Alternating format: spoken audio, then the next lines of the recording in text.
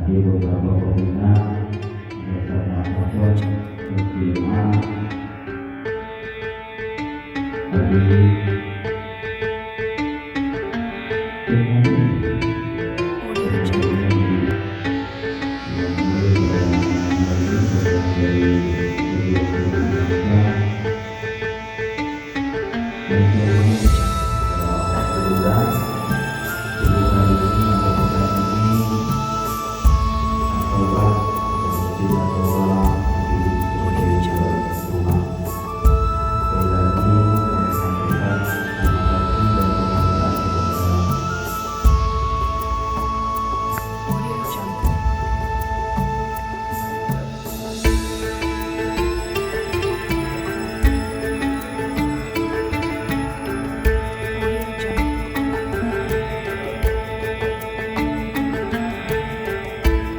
baik bahwa hubungan kita sudah kita melaksanakan sholat subuh berjamaah, kita berjamaah dan menggunakan sosial untuk ketik pada hari jam 12 tadi.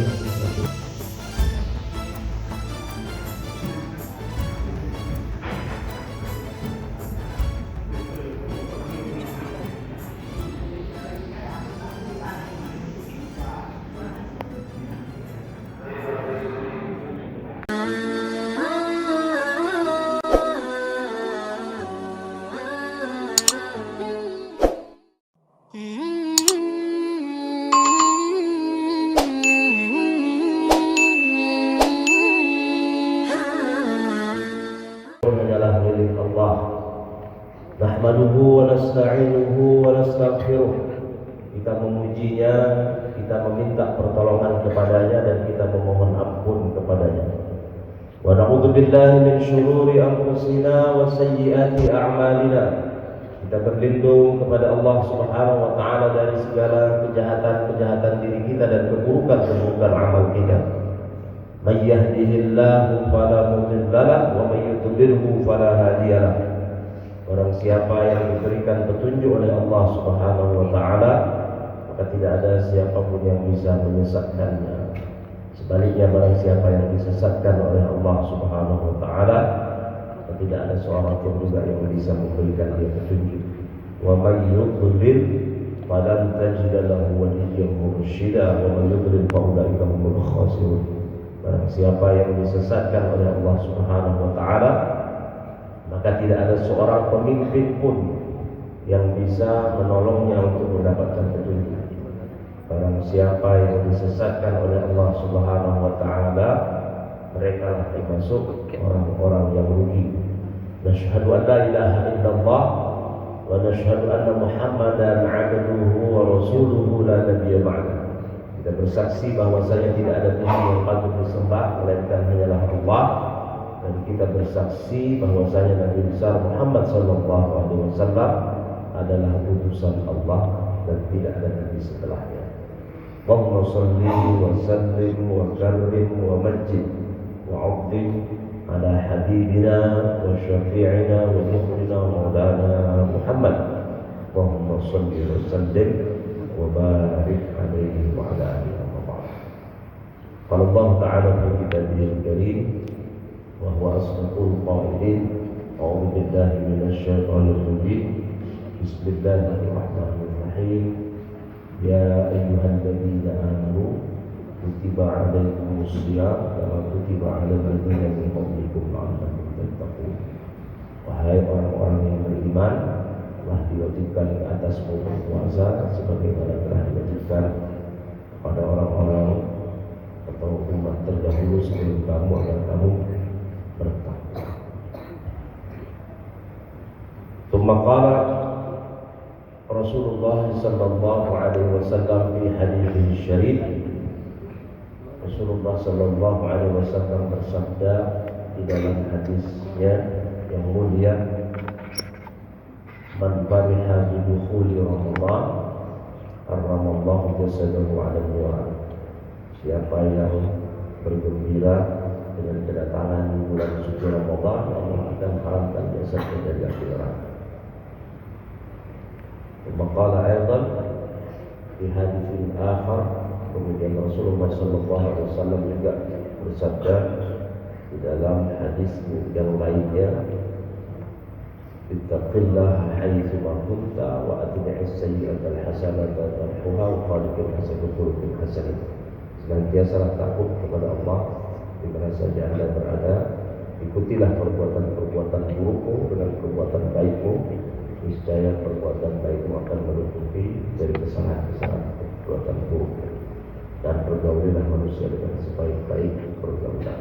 Shadaqallahul azim, shadaqa rasulul karim. Hadratul muhtaramin wal muhtaramat, sama-sama kita muliakan para orang-orang tua kita, para ayahanda dan para ibunda, khusus ketua Yayasan Wakaf At-Taubah Ustaz Rahdi serta seluruh jajaran pengurus, ketua Masjid At-Taubah Ustaz Haji Agung beserta seluruh jajaran pengurus dan Pak Imam serta tuan guru kita di sini Syekh Sayyid Muhammad, bapak-bapak, ibu-ibu, santriwan tidak ada, santriwan Pondok Pesantren At-Taubah dan para pejuang Subul Usaha juga hadir di sini. Kami ada ketua kami Bang Haji Zulkifli, orang yang datang. Kemudian ada sekretaris, ada bendahara, sudah ada panglima PSN yang sudah berusaha, Pak Didi, dan semua rombongan para pejuang Subul Usaha serta bapak-bapak, ibu-ibu, hadirin dan hadirat yang besar tadi mau gelar, yang kecil tak disebut nama, semuanya yang hadir pada subuh yang penuh berkah ini, semuanya insyaallah dirahmati Allah Subhanahu wa taala. Alhamdulillah alladzi ahyana ba'da ma amatana wa ilaihi nusyur. Segala puji hanya bagi Allah yang telah menghidupkan kita kembali setelah mematikan kita beberapa jam yang lalu. Kalau mau diikutkan, tadi saya sudah terlambat gitu. Akhirnya saya punya jam HP saya itu masih belum berubah, masih pakai jam Singapura. Jadi jam Malaysia, sama orang Malaysia lebih dulu 1 jam.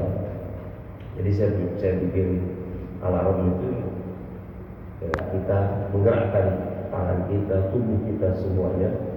Kalau kita sudah membiasakan diri dengan setiap hari berbuat baik, maka kebaikan-kebaikan yang akan kita lakukan lagi ke depan, Allah akan gerakkan itu.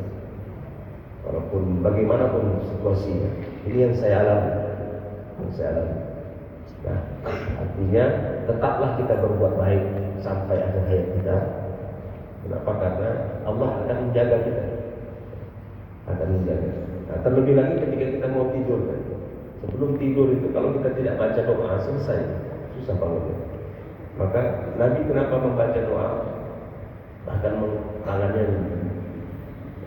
dikumpulkan, kemudian beliau baca Qul huwallahu ahad, Qul a'udzu birabbil falaq, Qul huwallahu ahad, Qul a'udzu birabbil falaq, Qul a'udzu birabbin nas. Beliau baca ayat kursi, beliau baca akhir surah Al-Baqarah, tiupkan ke seluruh tubuhnya. Kenapa? Karena memang ketika kita tidur itu rawan untuk diganggu sama setan. Ada kesempatan yang mengganggu kita. Kalau orang-orang kita, alhamdulillah kita termasuk orang-orang yang baik, insyaallah semuanya orang yang senantiasa berbuat baik.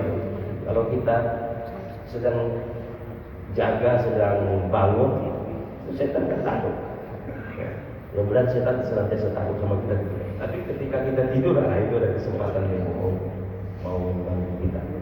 Maka bimbinglah kita punya tubuh ini, kita punya anggota tubuh kita ini dengan bacaan-bacaan, zikir-zikir, doa yang diajarkan oleh Nabi sallallahu alaihi wasallam. Kalau tidak, kita tidak akan bisa membatasi setan itu untuk mengganggu. Nah, kenapa? Karena kenapa Nabi Shallallahu Alaihi Wasallam mengajarkan kepada kita doa-doa?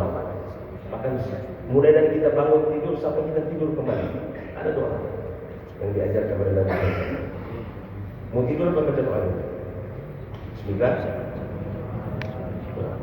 Orang yang tidak baca doa ketika tidur itu, maka dia akan dikencingi oleh jin, setan. Kencingnya jin. Ketika dikencingi sama jin, sama setan, maka azam subuh itu akan tertinggal, akan bisa. Kenapa? Bagaimana bentuknya? Bentuk kencingnya seperti gas. Itu pernah kami tanyakan ketika wartawan senior yang mengalami dialog dengan jin, namanya Muhammad Isa Daud, orang Mesir, wartawan senior. Jadi waktu itu dia diberikan kesempatan oleh Allah Subhanahu Wa Taala, ada keistimewaan juga untuk bisa berbicara dengan jin. Dia berdialog dengan jin. Nah, maka dia tanya sama jin, bentuk kencingnya jin itu bagaimana? Katanya seperti gas. Jadi, kalau sudah dikencingi telinga kita, ini orang yang tidak baca doa. Nah, kalau kita baca doa, kita akan dibimbing oleh Allah Subhanahu Wa Taala, kita akan tembus kencingnya setan itu.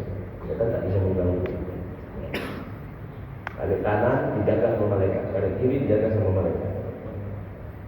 Jadi ketika sebelum sudah dibangun, digerakkan oleh malaikat, maka kita berdoa. Maka semua kenapa harus ada doa-doa? Setiap kita melakukan apa saja, karena ada doa.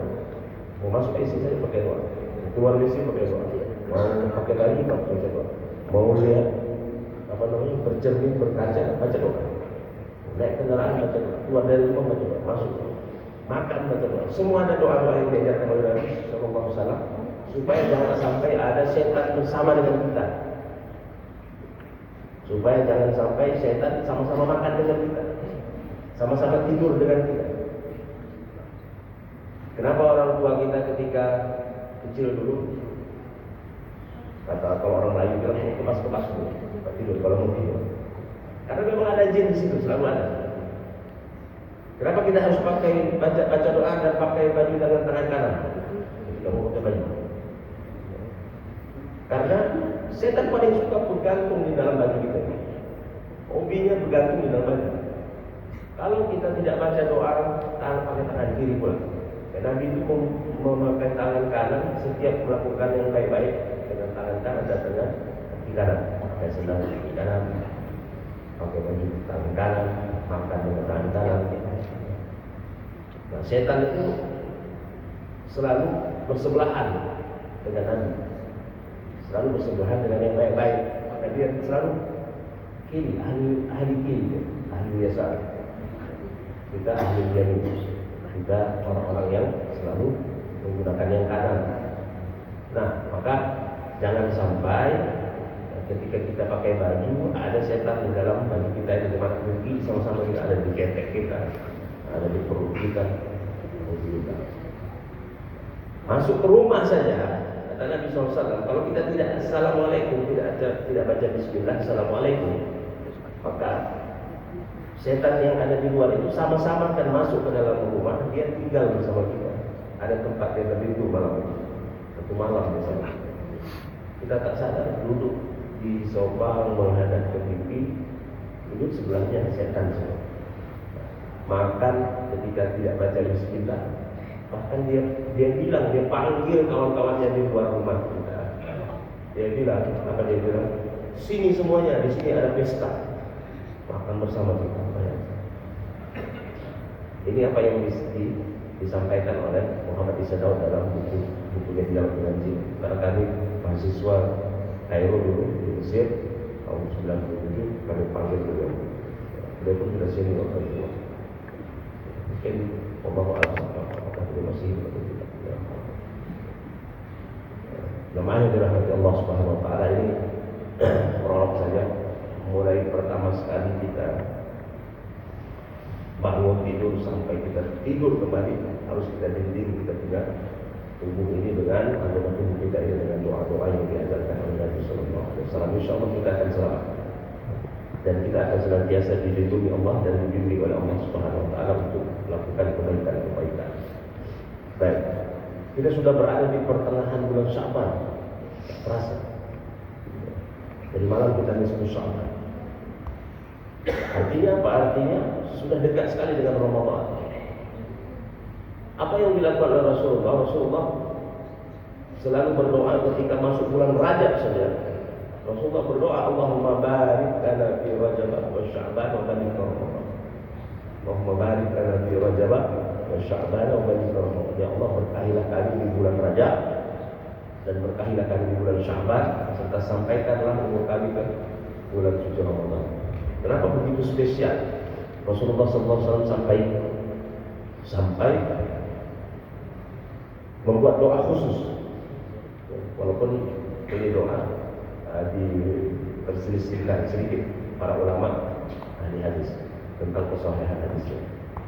Tapi paling tidak kita untuk bertolak kita untuk melakukan biar memberikan semangat kita untuk lebih banyak beribadah lagi dengan hadis-hadis yang tidak sahih pun boleh.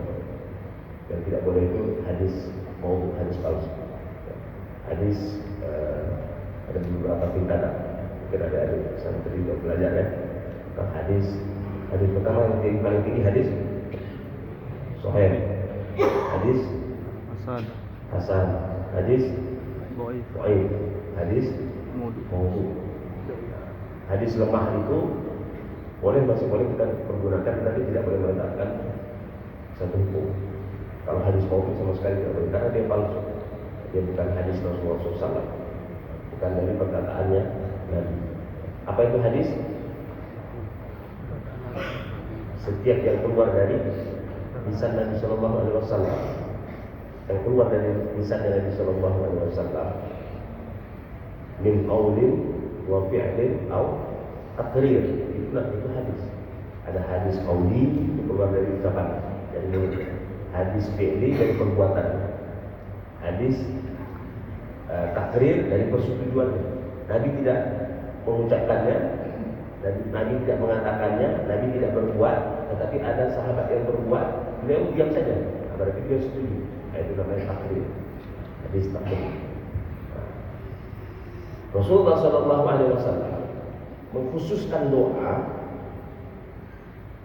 mulai dari 2 bulan sebelumnya. Bulan Rajab, sekarang kita sudah berada di bulan Sya'ban, kemudian untuk sampai kepada bulan Ramadan. Ternyata Ramadan spesial, sungguh sangat spesial. Kenapa spesialnya? Orang yang meninggal bulan suci Ramadan bertemu dengan bulan suci Ramadan, itu sudah masuk surga. Belum. Orang yang bertemu dengan orang yang meninggal sebelum Ramadan sama setelah Ramadan bertemu dengan Ramadan tahun ini. Maka saya doakan semuanya bapak ibu setelah ada santri itu jangan meninggal dulu sebelum Ramadan. Dan saya pun tak mau meninggal sebelum Ramadan karena pahalanya melejit naik atas sama orang yang sebelum, walaupun dia sudah pernah mengikuti Ramadan sebelumnya. Ini kan yang dialami oleh para sahabat tadi yang bermimpi. Ada 2 sahabat yang datang kepada Rasulullah SAW masuk Islam, kemudian yang satunya gemar ikut berperang, kemudian yang satunya tidak, tapi dia pun ibadah juga. Kemudian yang satunya ikut berperang, ini syahid mati dia, meninggal di medan perang. Tapi dia belum jumpa dengan Ramadan. Yang satunya ini, walaupun dia tidak berperang, tapi dia bertemu dengan Ramadan, kemudian dia meninggal setelah Ramadan. Sahabat Nabi tadi melihat dalam mimpinya, kemudian beliau sampaikan kepada Rasulullah SAW. Ketika mau masuk ke pintu surga, yang dipanggil duluan itu bukan orang yang mati syahid tadi, tapi yang bertemu dengan Ramadan tadi, kemudian dia meninggal. Itu yang dipanggil duluan masuk surga.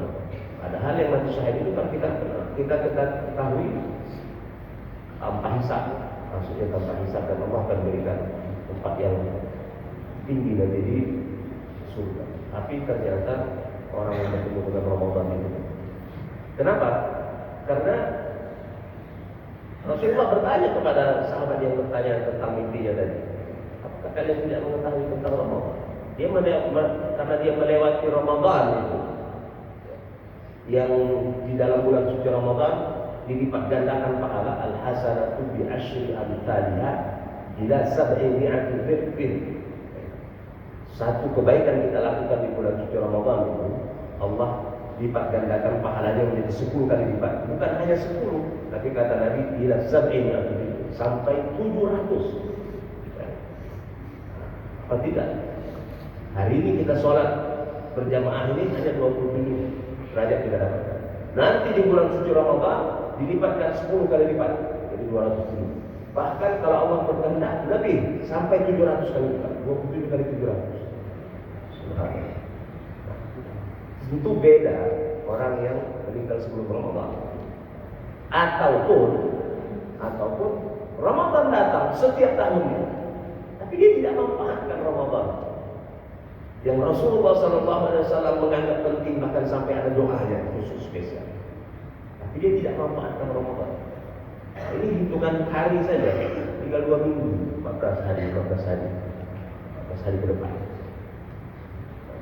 Artinya apa? Artinya jangan sampai kita tidak memanfaatkan Ramadan yang akan datang. Maka ketika kita berhadapan dengan Ramadan sudah diambang pintu, maka perlu persiapan. Jangan sampai tidak bisa memanfaatkan Ramadan dengan sebaik-baiknya. Apa persiapan yang harus kita lakukan? Pertama, persiapan secara jasad dan rohani. Kita ini dari ujung rambut sampai ujung kaki yang nampak ini jasad kita, jasmani kita. Ada lagi yang tak nampak di dalam tubuh kita ini, ada roh kita, ada rohani. Nah, bukan hanya jasmani saja yang perlu dipersiapkan. Bagaimana cara mempersiapkan secara jasmani untuk menghadapi Ramadan? Harus sehat. Tubuh kita harus sehat. Jangan sampai ketika masuk bulan suci Ramadan justru sakit, tak bisa memanfaatkan Ramadan. Orang sakit tak bisa, puasa tak bisa, tarawih tak bisa, baca Quran tak bisa, karena dia sakit. Maka jaga kesehatan itu secara jasmani dulu. Rohaninya bagaimana? Roh kita ini harus kita jaga juga, harus tetap sehat juga. Apa yang harus dilakukan? Berdoa. Doa itu bukan hanya untuk jasmani saja, tapi roh juga masuk. Doa, perbanyak doa tadi. Allahumma barik lana fi Rajab Sya'ban wa Ramadan. Kalau sekarang sudah di bulan Sya'ban, kita bacalah Allahumma barik lana fi Sya'ban wa ballighni Ramadan. Kalau untuk saya, wa ballighni Ramadan. Allahumma barik li fi Sya'ban wa ballighni Ramadan. Ya Allah, berkahilah aku di bulan Sya'ban ini dan sampaikan bertemu dengan bulan Ramadan. Baca terus setiap hari. Insya Allah Allah pertemukan kita dengan Ramadan. Kedua, ruh kita ini harus kita perkaya dengan ilmu tentang Ramadan sebelum masuk Ramadan. Kenapa? Paling tidak merefresh kalau di komputer itu, merefresh, disegarkan kembali. Itu apa? Karena memang kan setiap tahun datang, bukan setiap hari Ramadan itu. Setahun sekali. Namanya kita manusia ini pelupa. Al-insan mahallul khata' wa nisyan. Manusia itu tempatnya salah dan lupa, lalai. Tahu lalai. Bahkan nama kata-kata nama manusia itu diambil dari kata nasia yang manusia. Artinya lupa kan? Manusia itu artinya lupa. Maka karena tidak selalu lupa, karena selalu lalai, maka harus jangan sampai tak tahu. Jangan sampai tidak tahu tentang tarawih. Apa yang dilakukan oleh Rasulullah SAW tentang tarawih, sejarah tarawih, baca lagi ulang, pelajari. Sekarang itu mudah, Bapak pakai dengan HP, kalau anak santri kan tidak pegang HP. Mudah untuk searching di Google, saya cari tentang Ramadan, tentang tarawih, tentang puasa. Kemudian yang ketiga, persiapan mal. Selain daripada persiapan roh kita, jasad kita harus sehat, harus persiapkan harta. Kenapa pula harta harus persiapkan? Puasa kan tidak butuh harta, tidak butuh uang, gitu kan? Puasa butuh uang, tidak. Justru puasa ini kita bisa merasakan orang miskin itu bagaimana, orang fakir itu yang tak bisa makan satu hari itu, kita merasakan itu. Maka kita tidak butuh uang ya. Perlu tidak uang untuk Ramadan? Tak perlu. Tidak perlu. Kenapa tidak perlu? Mau beli bukanya mana? Tujuannya bukan beli buka, bukan mau nyetok barang. Kalau ibu-ibu nyetok barang di 1 bulan untuk Ramadan. Sedekah di Ramadan. Sedekah yang paling utama itu sedekah di bulan suci Ramadan. Sudah masuk? Sudah.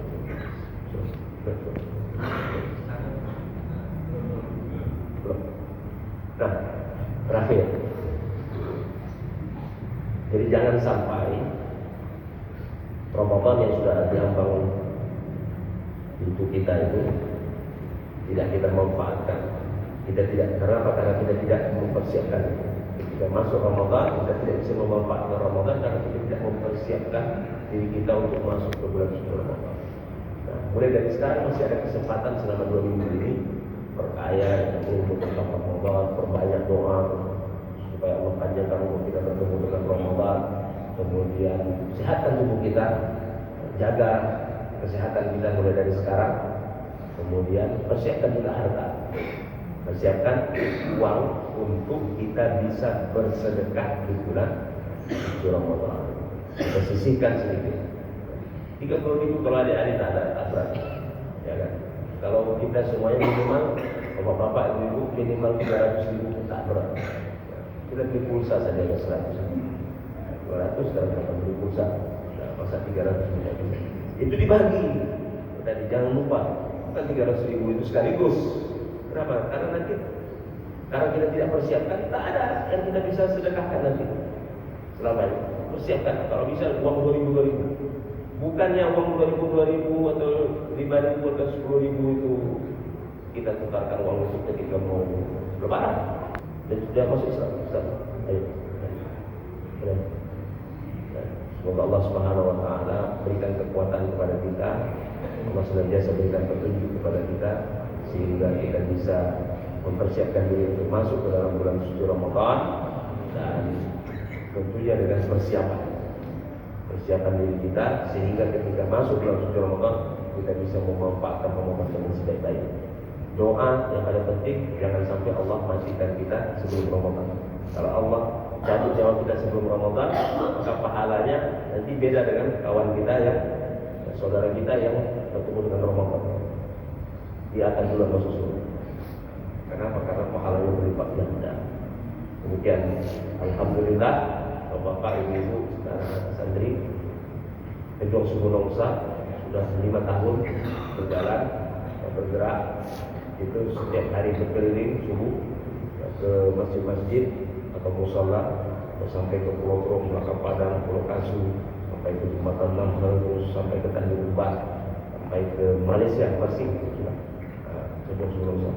Kemudian hari ini spesial. Masjid Al-Taubah adalah masjid spesial. Kenapa? Karena hari ini adalah masjid yang ke-300 didatangi oleh kedua suku bangsa. Takbir. Doakan kami tetap istiqomah. Kami berkeliling masjid-masjid tujuannya untuk mengajak orang untuk sholat subuh. Sholat subuh berjamaah. Kita menjemput keberkahan hidup kita ini dengan kita awali dengan sholat subuh. Nah itu alhamdulillah hari ini pas 300-nya dan jamaah ramai, gitu kan?